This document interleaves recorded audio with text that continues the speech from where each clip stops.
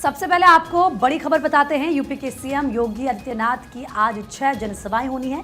सुबह 10:30 बजे आजमगढ़ में सीएम योगी की जनसभा होगी। उसके बाद सुबह 11:30 बजे लालगंज में सीएम योगी की जनसभा होगी। दोपहर 12:30 बजे जौनपुर में सीएम योगी की जनसभा होनी है। इसके बाद 1:40 पर प्रतापगढ़ में सीएम योगी जनसभा करते नजर आएंगे। तो वहीं 2:45 पर फूलपुर में सीएम योगी जनता को संबोधित करेंगे। उसके बाद 3:45 पर प्रयागराज में सीएम योगी की जनसभा होनी है। यानी कि आज बैक टू बैक ताबड़तोड़ रैलियां सीएम योगी आदित्यनाथ करते हुए नजर आएंगे। 6 जनसभाएं होनी है। जमकर प्रचार प्रसार अपने उम्मीदवारों के लिए किया जा रहा है। पसीना यहां पर सीएम योगी बहाते हुए नजर आ रहे हैं। एक तरफ प्रचंड गर्मी और दूसरी तरफ जिस तरीके से जोश है, जरा समझिए कि 6 रैलियां होनी है और उनका पूरा क्या रहेगा कार्यक्रम, ये भारत 24 के माध्यम से हम आपको लगातार बता रहे हैं। आजमगढ़, लालगंज, इसके अलावा जौनपुर, प्रतापगढ़ में सीएम योगी जनता को संबोधित करेंगे। फूलपुर और प्रयागराज में भी जनता को संबोधित करते हुए नजर आएंगे और इस दौरान विपक्ष पर जमकर मंच से प्रहार सीएम योगी करेंगे। तो आज रैलियां सीएम योगी की एक के बाद एक कुल बैक टू बैक 6 ये रैलियां हैं। काफी महत्वपूर्ण है क्योंकि आप देखिए किस तरीके से 4 चरण के चुनाव हो चुके हैं और अब बाकी के जो चरण बचे हुए हैं उसके लिए लगातार पसीना बहाते हुए तमाम भारतीय जनता पार्टी के दिग्गज और सीएम योगी, क्योंकि फायर ब्रांड नेता हैं बीजेपी के और उत्तर प्रदेश के मुख्यमंत्री खुद वो इस वक्त हैं, तो ऐसे में जनता के बीच पहुंचकर अपने कैंडिडेट्स के लिए वोटों की अपील करते हुए नजर आएंगे। और अब चलिए रुख कर लेते अखबारों का। सबसे पहले बात होगी प्रधानमंत्री मोदी के दिल्ली दौरे की। दरअसल कांग्रेस की 4 पीढ़ियों ने दिल्ली पर राज किया, लेकिन आज इनमें दिल्ली की 4 सीट पर लड़ने की कोई ताकत नहीं है। कांग्रेस वहां भी नहीं लड़ पा रही है जिनका यहां पर 10 जनपद का दरबार है। तो कुल मिलाकर प्रधानमंत्री मोदी जब दिल्ली के दौरे पर रहे, इस दौरान जमकर विपक्ष पर हमलावर कांग्रेस को घेरते हुए वो यहां पर नजर आए और उन्होंने कहा कि पहले कांग्रेस की क्या स्थिति थी और आज कांग्रेस कहां पर है वो देख पा रहे हैं। कांग्रेस वहां भी नहीं लड़ पा रही जहां पर इनका खुद का 10 जनपद का दरबार है। तो ये कल प्रधानमंत्री मोदी कहते हुए नजर आए। रंजना, बिल्कुल, पीएम नरेंद्र मोदी कल दिल्ली में रैली करते हुए नजर आए। जाहिर तौर पर विपक्ष पर जमकर उन्होंने निशाना साधा। साथ ही साथ पीएम नरेंद्र मोदी ने कहा कांग्रेस वहां भी नहीं लड़ पा रही है जहां इनका 10 जनपद का दरबार है और ये तमाम बड़ी बातों का जिक्र पीएम नरेंद्र मोदी करते हुए नजर आए। उन्होंने ये भी कहा कि मेरा कोई वारिस नहीं है, देश के 140 करोड़ देशवासी मेरा वारिस हैं। इसके अलावा उन्होंने कहा कि मैं आपके लिए ही दिन रात मेहनत कर रहा हूं, मेरा पल पल आपके लिए है, जनता के सपने के लिए मेरा जीवन कुर्बान है। तमाम इन बड़ी बातों का जिक्र किया, कांग्रेस को आड़े हाथों लिया। कांग्रेस का जिक्र करते हुए कहा कि 4 पीढ़ियों ने दिल्ली पर राज किया है, लेकिन आज इनमें से दिल्ली की 4 सीट पर लड़ने की कांग्रेस की ताकत नहीं बची है और यहां तक कि कांग्रेस तो वहां भी नहीं लड़ पा रही जहां पर इनका खुद का जनपद का दरबार है। कांग्रेस के शहजादे का जिक्र यहां पर किया और कहा कि आपकी यानी कि जनता की संपत्ति की एक्सरे कराकर उसका आधा हिस्सा अपने वोट बैंक को देना चाहते हैं। ये लोग सालों से यही करते आ रहे हैं। तो तमाम ऐसी बड़ी बातों का जिक्र उनके द्वारा किया गया। मनमोहन सिंह का जिक्र किया गया, कहा कि साल 2024 में वोट पाने के लिए डॉक्टर मनमोहन सिंह की रिमोट वाली सरकार ने वोट जिहाद वालों का सौदा किया।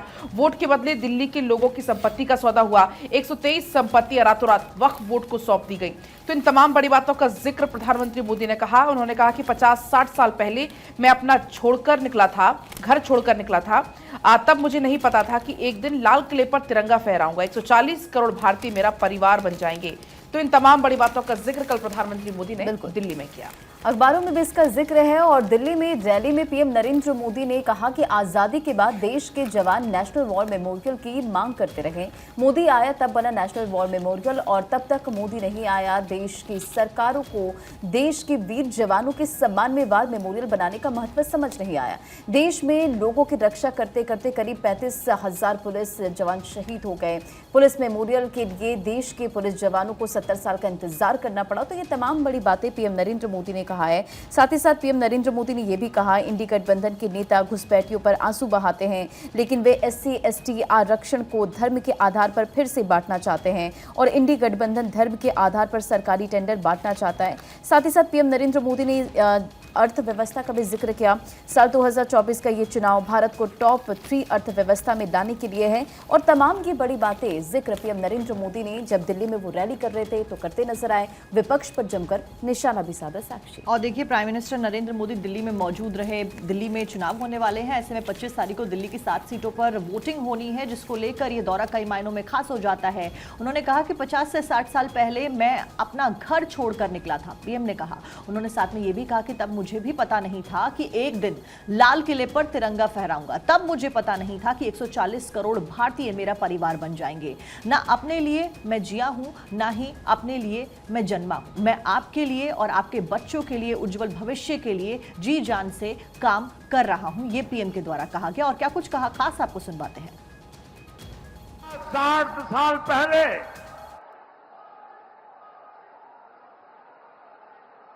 जब घर छोड़ा,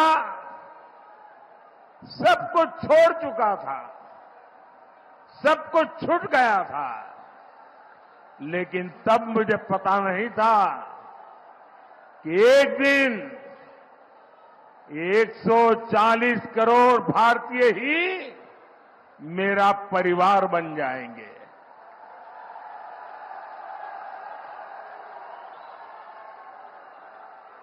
साथियों,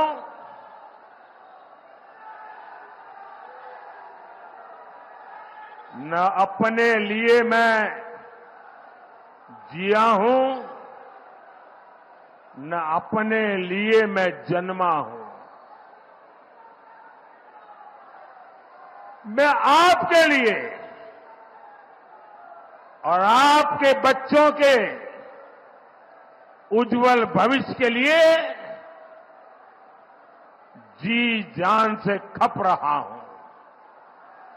के लिए जी जान से खप रहा हूं। प्रधानमंत्री नरेंद्र मोदी की तरफ से ये बातें कही गई मंच से। तो वहीं नॉर्थ ईस्ट दिल्ली में पीएम मोदी ने कहा कि मेरा कोई वारिस नहीं है, देश के 140 करोड़ की जनता ही मेरा वारिस है। और देखिए, ये बात प्रधानमंत्री कई दफा कह चुके हैं। और क्योंकि विपक्ष की तरफ से प्रधानमंत्री नरेंद्र मोदी पर सवाल खड़े किए जाते हैं कि इनका तो कोई परिवार नहीं है, ये परिवार को क्या समझेंगे, तो प्रधानमंत्री ने उस वक्त भी कहा था कि ये देश 140 करोड़ की जनता ही मेरा परिवार है। और कल एक बार फिर से प्रधानमंत्री नरेंद्र मोदी की तरफ से कहा गया कि मेरा कोई वारिस नहीं है, लेकिन ये देश ही मेरा वारिस है। सुनिए।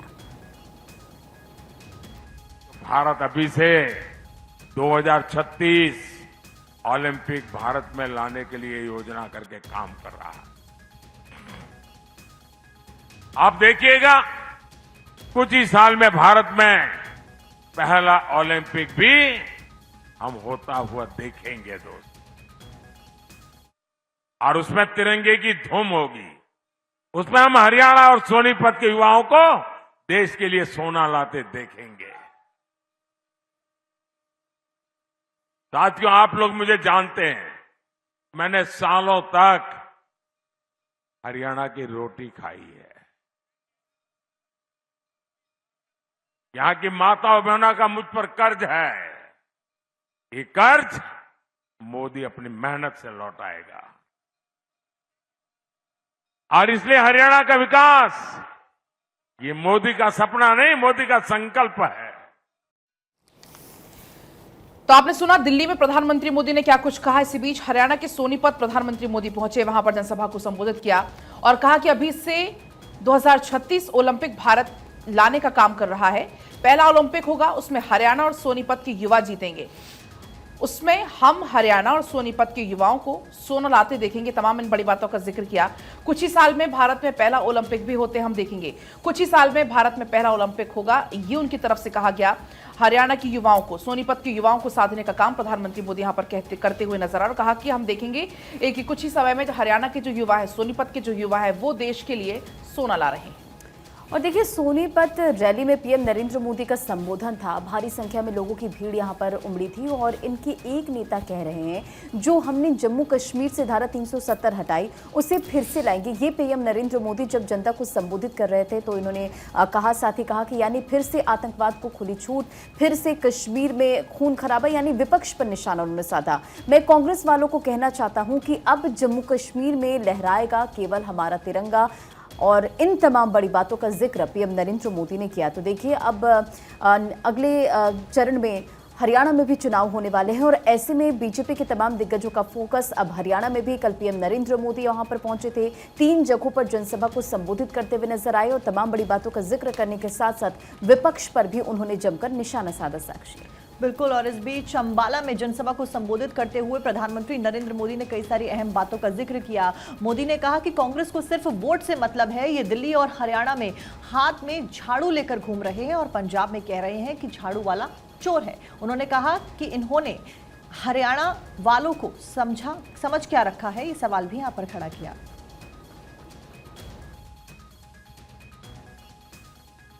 साथियों, कांग्रेस को महिलाओं से, किसानों से, नौजवानों से कोई मतलब नहीं है। कांग्रेस को सिर्फ वोट से मतलब है। अब बताइए, दिल्ली और हरियाणा में हाथ में झाड़ू लेकर घूम रहे हैं और पंजाब में कह रहे हैं झाड़ू वाला चोर है। अब इन्होंने हरियाणा वालों को समझ क्या रखा है? भाइयों बहनों, इनके लिए वोट बैंक ही सब कुछ है। अब कांग्रेस के लोग कहते हैं कि एससी, एसटी, ओबीसी का आरक्षण धर्म के आधार पर बांट देंगे। ये दलितों का, पिछड़ों का आरक्षण छीन लेना चाहते हैं। तो अंबाला में कांग्रेस पर जमकर बरसे हैं प्रधानमंत्री नरेंद्र मोदी, तो वहीं अमेठी में अमित शाह का रोड शो में उमड़ी भारी भीड़। रोड शो में स्मृति ईरानी भी रही मौजूद। आपको बता दें कि गृह मंत्री अमित शाह ने कल किस तरीके से अमेठी में जनसभा की और रोड शो किया। ऐसे में वहां पर भारी भीड़ नजर आई, क्योंकि स्मृति ईरानी अमेठी से एक बार फिर से चुनावी मैदान में है। पिछली बार जीत उन्होंने वहां से दर्ज की, लेकिन ये तस्वीरें जरा आप देखें, रथ पर सवार गृह मंत्री अमित शाह और ये रथ आगे बढ़ते हुए। लेकिन अगर आप नजरें पीछे तक दौड़ाएंगे, दूर तक दौड़ाएंगे, तो आपको भारी भीड़ इस रोड शो में नजर आ रही है। स्मृति ईरानी भी आपको देखिए गृह मंत्री अमित शाह के साथ नजर आ रही है, हाथ जोड़ते हुए, अभिवादन लोगों का स्वीकार करते हुए। और इसी के साथ तमाम, एक तरफ भारतीय जनता पार्टी के कार्यकर्ता हाथों में बीजेपी का झंडा लिए हुए, नारेबाजी करते हुए अपनी जीत को लेकर स्मृति ईरानी आश्वस्त नजर आ रही। लेकिन इसी के साथ भारी संख्या में लोग भी इस रोड शो में शामिल हुए हैं। एक कल की तस्वीर आपको दिखा रहे हैं जब गृह मंत्री अमित शाह अमेठी में मौजूद थे। स्मृति ईरानी के समर्थन में जनसभा उन्होंने की, रोड शो उन्होंने किया, जनता से वोट की अपील उन्होंने की, जनता से जीत का आशीर्वाद गृह मंत्री अमित शाह की तरफ से मांगा गया। तो देखिए, रोड शो में भारी भीड़ यहाँ पर उमड़ी। अमेठी में अमित शाह जब पहुंचे, स्मृति ईरानी के समर्थन में वोटों की अपील करते हुए यहाँ पर नजर आए। वहीं बीजेपी के राष्ट्रीय अध्यक्ष जेपी नड्डा ने कहा कि ये मजबूत सरकार है। उन्होंने कहा जहां पर आए दिन भ्रष्टाचार होते थे, 2G, 4G, कोयला घोटाला, हेलीकॉप्टर घोटाला, पीएम विपक्ष पर निशाना उनकी तरफ से साधा गया और कहा कि प्रधानमंत्री मोदी के नेतृत्व में पिछले 10 साल में भ्रष्टाचार पर ताला लग गया है। इन तमाम बड़ी बातों का जिक्र जेपी नड्डा की तरफ से किया गया। बिल्कुल, तो देखिए बीते दिन जेपी नड्डा ने कांग्रेस पर तंज कसा और तमाम बड़ी बात यहाँ पर वो कहते नजर आए। मोदी सरकार की उपलब्धियों को गिनाने के साथ साथ किस तरह से कांग्रेस पर उन्होंने निशाना साधा। पिछले 10 साल में भ्रष्टाचार को ताला लग गया है। जेपी नड्डा जब संबोधित कर रहे थे तो उन्होंने कहा और की मजबूत सरकार है और तमाम बड़ी बात कहते हुए नजर आए। बढ़ते हैं आगे और अगली बड़ी खबर बिहार से। बिहार के बक्सर में हिमंता बिस्वा शर्मा ने रैली को संबोधित किया और चुनाव के बाद कांग्रेस को 2 टुकड़ों में बंट जाएगी, ये वो कहते नजर आए। एक गांधी परिवार वाली कांग्रेस और दूसरी गांधी परिवार का विरोध करने वाला। राहुल गांधी दोनों जगहों से चुनाव हारेंगे। अर्जुनपुर, बक्सर, दरअसल असम के मुख्यमंत्री हिमंता बिस्वा शर्मा वहां पर मौजूद थे, चुनावी जनसभा को संबोधित कर रहे थे। कांग्रेस 2 टुकड़ों में बंट जाएगा, ये कहते नजर आए। एक गांधी परिवार वाली कांग्रेस और दूसरी गांधी परिवार का विरोध करने वाला। राहुल गांधी दोनों जगह से चुनाव हारेंगे और जमकर यहाँ पर निशाना साधा। क्या कुछ उन्होंने कहा, सुनाते। जब मीटिंग होते हैं ना, मैं स्टेज में नहीं रहता, मैं पूरा मुसलमान का बीच जाके बैठता और मैं उनको समझाता हूँ, भाई बेटा बेटियों को मदरसा में मत भेजो, बेटा बेटियों को मदरसा में मत भेजो। थोड़ा पहले मेरा ऊपर नाराज हुआ, फिर मैंने बोला कि भारत को मुल्ला चाहिए कि डॉक्टर इंजीनियर चाहिए। बोले नहीं, भारत को डॉक्टर इंजीनियर चाहिए। मैं बोला तो मुल्ला बनाने वाला दुकान बंद हो जाना चाहिए कि नहीं हो जाना चाहिए? तो मुल्ला बनाने वाला दुकान बंद होना चाहिए कि नहीं होना चाहिए? बोले नहीं साहब, आप तो ठीक बोला है। मैं असम में एक ही झटका में 800 मदरसा बंद कर दिया। बोला बंद करो।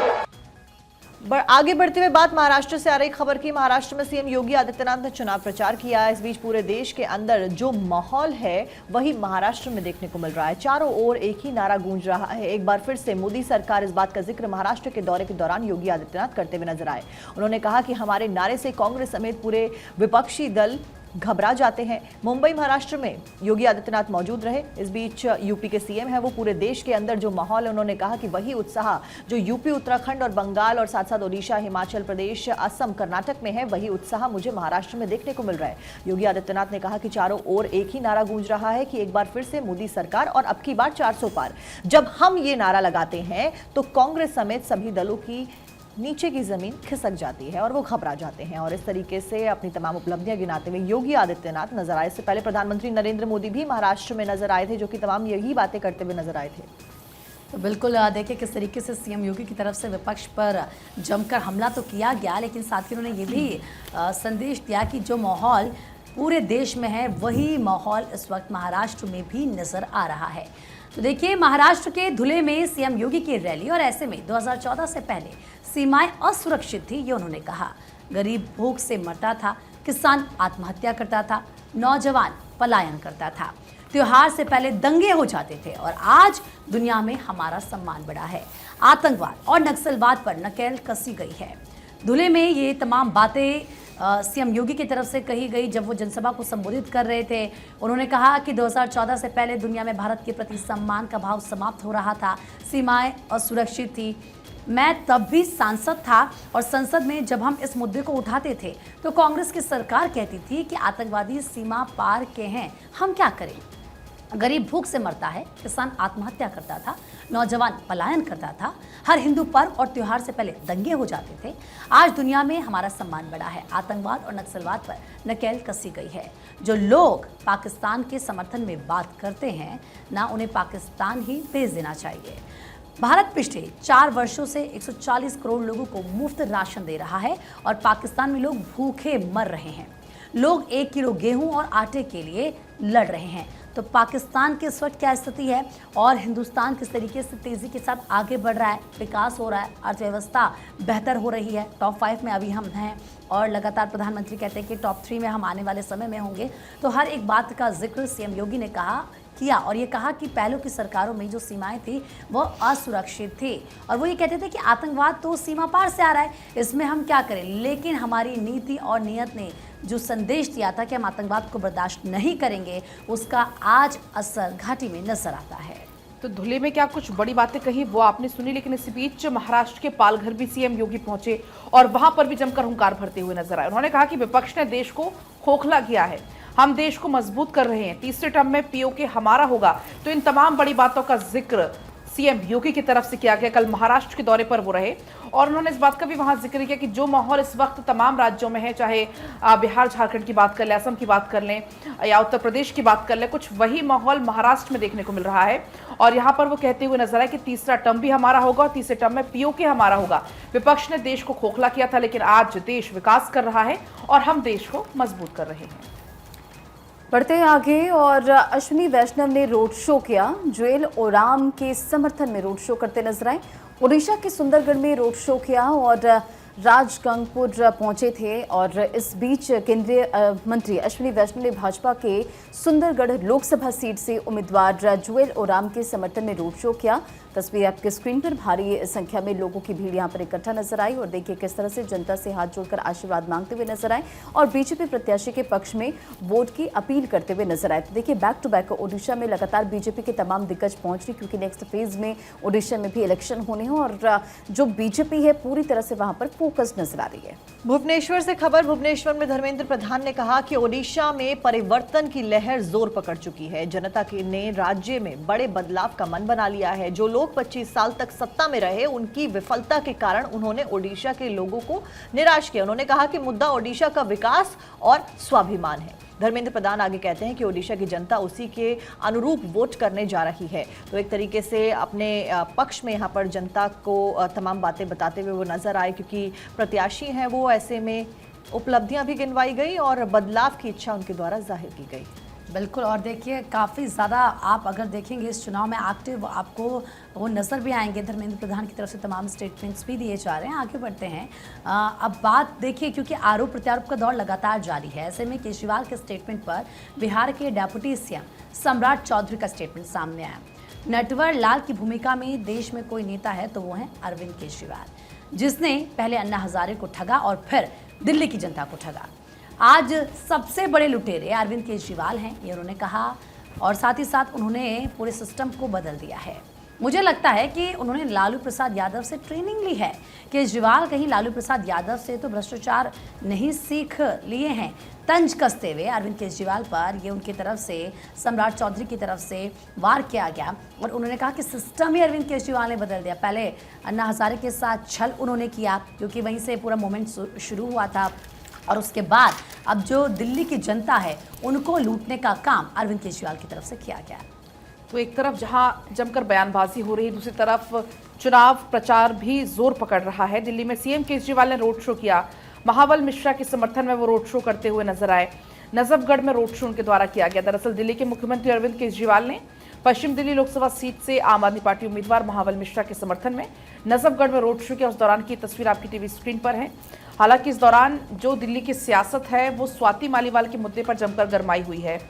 सीएम केजरीवाल जो कि इस वक्त चुनाव प्रचार प्रसार में व्यस्त हैं, और इसी बीच बयानबाजी का दौर भी दिल्ली में जमकर देखने को मिल रहा है। और ये तस्वीरें फिलहाल रोड शो की आपको दिखा रहे हैं, जब सीएम केजरीवाल यहां पर रोड शो करते हुए, क्योंकि 25 मई को दिल्ली में होनी है वोटिंग, और ऐसे में आप पूरी ताकत झोंकते हुए आम आदमी पार्टी अरविंद केजरीवाल आपको नजर आ जाएंगे, क्योंकि 25 मई अब बहुत नजदीक है। और ऐसे में बयानबाजी का दौर, स्वाति मालीवाल का जो मुद्दा है वो लगातार गरमा रहा है। बीजेपी इस पर लगातार हमलावर हो रही है।